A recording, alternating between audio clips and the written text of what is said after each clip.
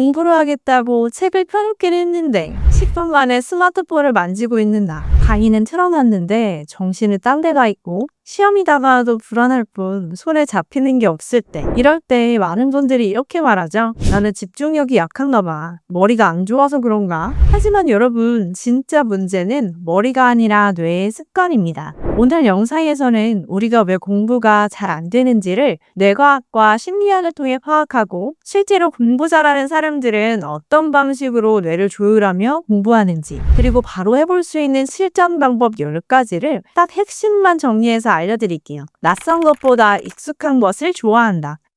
여러분, 유튜브 알고리즘이 어떻게 우리 취향을 빠르게 맞출까요? 그건 뇌가 이미 좋아하는 것, 익숙한 자극을 계속 원하기 때문입니다. 공부는 대부분 뇌에게 낯선 정보를 주는 행위라서 처음부터 거부 반응이 심한데요. 그래서 책을 펴자마자 갑자기 졸리고 갑자기 방을 정리하고 싶은 마음이 드는 겁니다. 그래서 새로운 챔피언을 처음 잡았을 때 손이 굳은 것 같은 느낌. 자신감도 없고 움직임도 어색하죠. 그런데 몇 번 하다 보면 점점 익숙해지잖아요. 해결법은 뇌를 속이는 작은 루틴 만들기입니다. 공부를 시작하기 전에 항상 고정 루틴을 만들어서 뇌에게 신호를 주는 거예요. 예를 들면 먼저 물 한 잔 마시기, 타이머 10분 맞춰놓기, 책상에 앉기, 타이머 시작. 이렇게 고정된 준비 행동을 반복하면 뇌는 그 행동만으로도 이제 공부 모드구나 하고 인식합니다. 복잡한 목표보다 짧고 구체적인 미션을 좋아한다.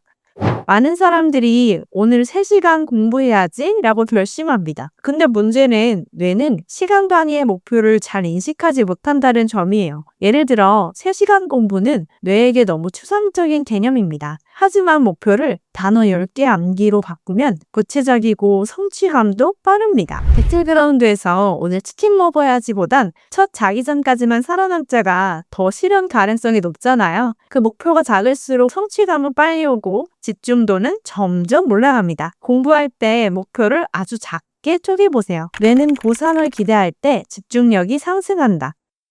우리 뇌는 도파민이라는 보상신경 전달 물질에 아주 예민합니다. 롤에서 킬 땄을 때, 피파에서 역전골 넣었을 때, 우리가 왜 그렇게 소리 지르며 몰입하는지 아세요? 바로 도파민 때문입니다. 공부에도 이걸 응용할 수 있어요. 내가 좋아하는 보상을 미리 심어주는 거죠. 예를 들어 단어 20개 외우면 콜라 한 잔, 문제집풀이 1페이지 끝나면 유튜브 3분 시청. 이걸 그냥 보상이 아니라 도파민 보급 상자라고 생각해보세요. 실제로 이렇게 설정하면 집중력이 2~3배 올라갑니다. 중요한 건 보상은 즉각적일수록 효과가 좋다는 점. 시험 끝나고 놀 거야는 너무 멀리 있어서 효과적이지 못할 수 있어요. 그렇게 하는 것보다는 이 문제 끝나면 초콜릿 하나 먹기처럼 즉각적으로 바꿔보세요. 멀티태스킹을 싫어한다.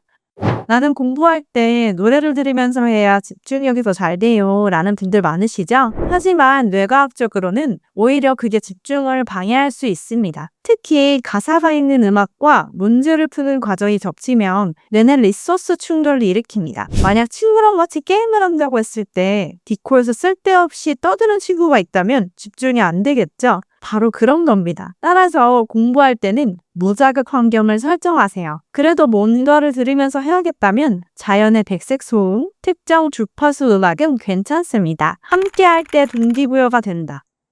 혼자 공부하려고 하면 계속 딴 생각이 나고 집중이 잘 안 되잖아요. 그런데 카페 가서 옆에 누가 같이 공부하고 있으면 이상하게 집중 잘 되는 경험 있으시죠? 그것은 바로 거울 뉴런 시스템 때문입니다. 거울 뉴런은 다른 사람의 행동을 보면서 나도 모르게 따라하게 만드는 뇌의 구조입니다. 배그할 때 같이 하는 듀오가 진지하게 운영하면 나도 긴장하게 되는 거랑 비슷해요. 그래서 스터디 카페, 랜선 스터디, 유튜브 실시간 공부 영상이 효과적인 겁니다. 가능하다면 함께 공부할 사람을 정하거나 실시간 공부 콘텐츠를 틀어놓고 가짜 사회적 압박을 만드는 것도 좋습니다. 긴장과 불안을 자극으로 착각한다.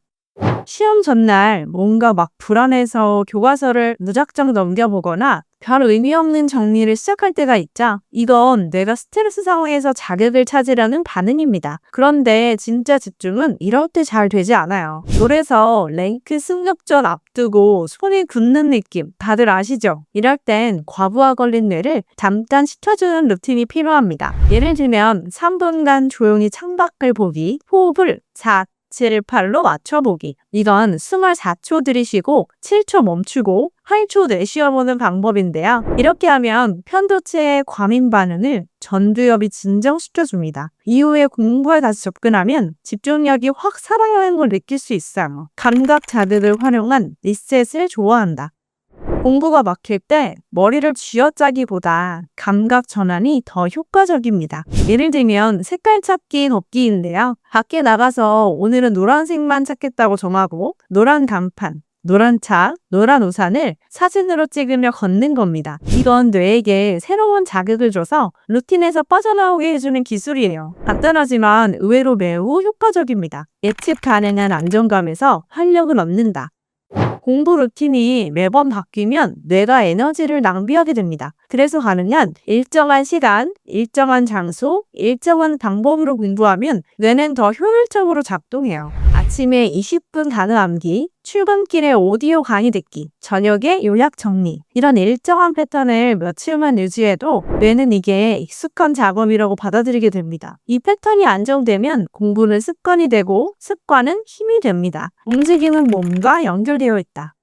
공부가 안 될 때 많은 분들이 앉아서 끙끙거리죠. 그런데 우리 뇌는 신체 활동과 깊은 연결을 갖고 있어서 몸을 움직이는 것만으로도 주의력, 창의력, 동기가 살아납니다. 롤에서 한참 집중 안 될 때 자리에서 일어나서 손목 돌리고 물 한 잔 마시면 풀웨이가 다시 잘 풀리는 경험 있으시죠? 실제로 미국 스탠퍼드 대학 연구에 따르면 5분간의 산책만으로도 창의적 사고가 평균 60% 향상된다고 합니다. 그래서 공부가 막힐 땐 억지로 앉아있기보단 간단한 스트레칭, 손목 돌리기, 제자리 걷기만 해도 뇌가 다시 작동하기 시작합니다. 재미를 기억한다.